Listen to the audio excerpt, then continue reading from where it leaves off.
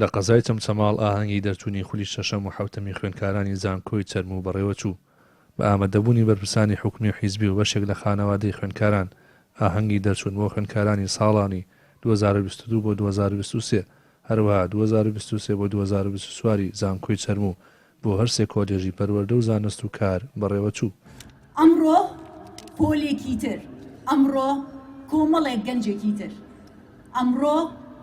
ئەم گەنجانە پێ ئەنێنە پلەیەکی تری ژیانیان، هەنگاوێکی نوێ. ئەم هەنگاوە کەسایەتیان دروستەکە لە دوای ئەوەی کە زانکۆ دروستی کرد. ئێستا ڕۆژی ئەوەیە کە هەرچیەک فێر بوون ڕۆژێک لە ڕۆژان لە ماوەی ئەم 4 ساڵە جێبەجێ بکەن. خوێندکاران سەرڕای دڵخۆشیان بە کۆتایی هێنان بە خوێندن و ئاهەنگی دەرچوونیان ناومێد و بێهیوان لە دامەزراندن لە سایە حکوومەتی ماوە بەسەرچووی هەرێم. بەدەستێنانی بڕانامێت خوازی خۆ ئەوەش بامان شێوە شتێکی گرنگە بۆ چکەوە لە تاکەکە سەرکەوتو بێ لە بارەیەکە ئێوە و شتێکی خۆشیشە بە نسبەت بنەوە کە ئەمڕۆ خولی دەرچوونی شەشەم و حوتەمی خوێندکارانە لە زانکۆی چەرم و ئەمەل لە کردی حکومیە ئەوە تۆزێک ڕاستی ئەمەلێکی لاوازە بە حکومیەکە کردی تایبەت زیاد بووە لە وڵاتی خۆمانە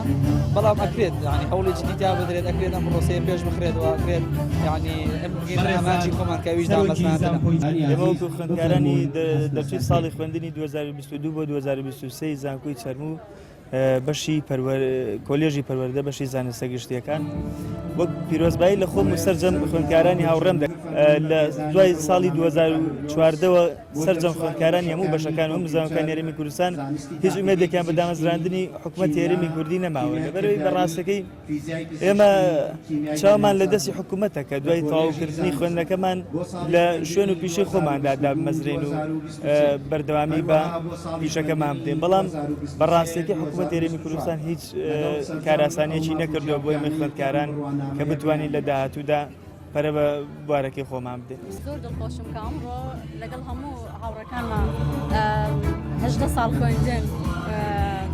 بەڕێمان کردووە تەواومان کردووە ئینشەڵڵا ئەگەینە